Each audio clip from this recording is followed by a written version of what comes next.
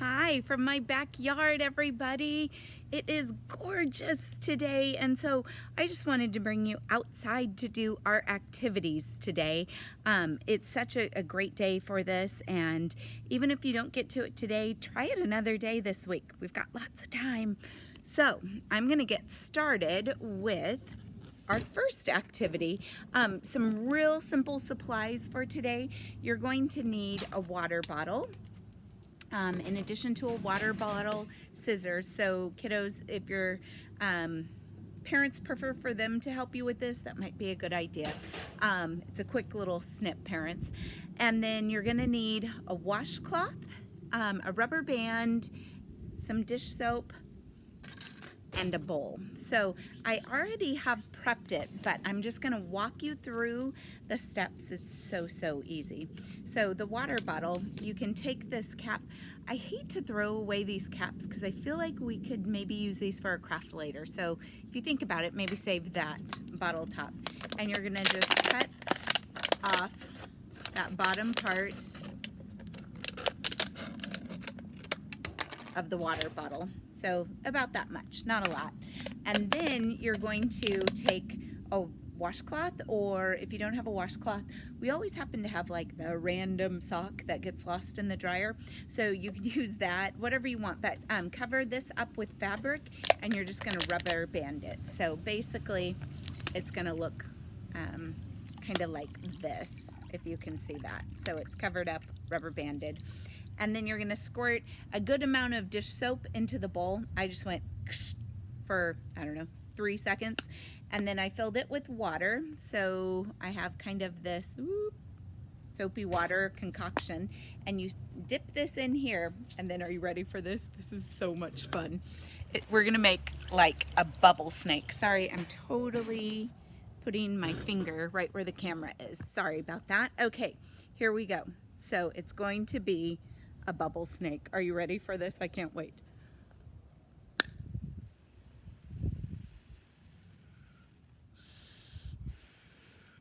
So kids, all you have to do is blow.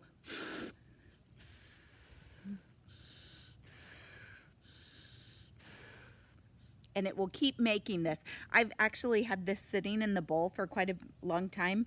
It did a way better snake earlier, but you can see that this is great and you can just keep going with it. Bubble fun on a dime. It's so great. And you know what is fun?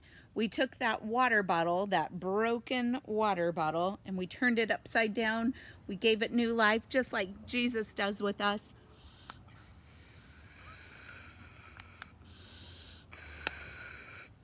Just think about that. When Jesus breathes life into our heart, all that yuck just comes out. Oh, I love it. Upside down living. Okay, so that's the first activity. Second activity is you're gonna get Legos, or you can, if you don't have Legos at home, you could use even just a piece of paper and markers like we've done before. But what we're gonna do is we're going to build upside down. So you get to kind of create your own little environment here. I'm gonna put you down on the ground so you can see this.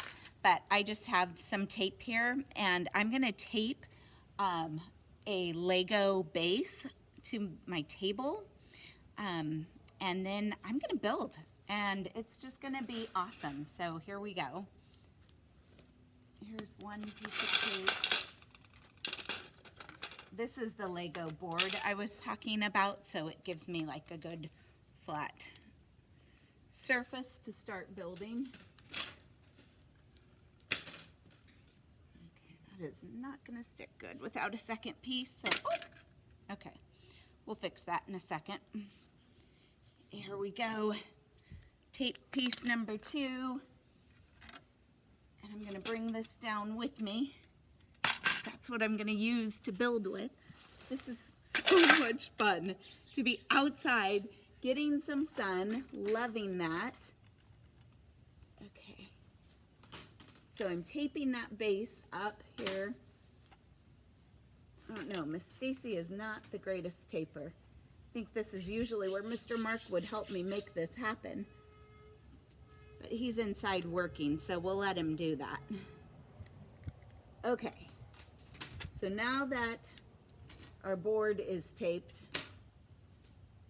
you could probably use some like duct tape or something that's a little bit better. That's probably a great idea. And then what you're gonna do is you're gonna take Lego pieces and you're gonna build upside down, whatever you want to. You can lay down on your back and do it. It's a good way to just see things a little differently, especially when they fall on you. You could even just lay down and build like this, just for fun. I'm so glad that our construction people are way better builders than I am at Legos. I don't know if any house would stand if I made it.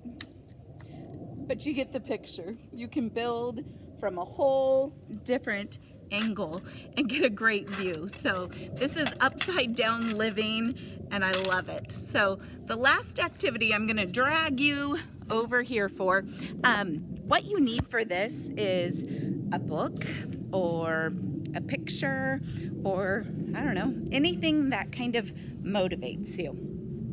So it said, you know, sometimes we get upset. We get a little frustrated right now. We're spending a lot of time in really close quarters with our siblings. And so maybe we just need a little break.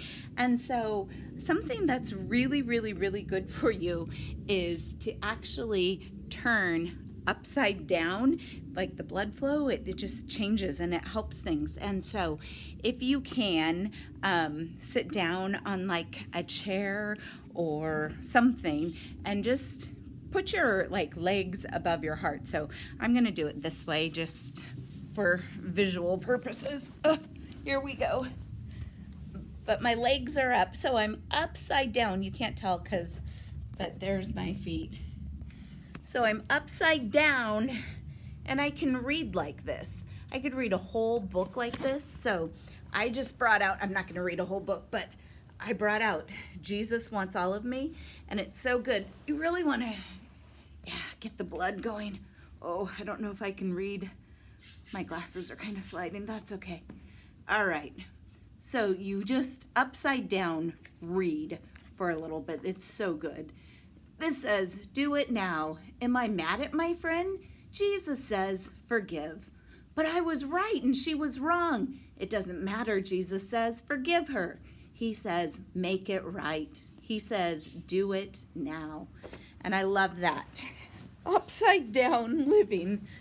Jesus tells us in humility to consider others better than ourselves. So sometimes we have to be silly.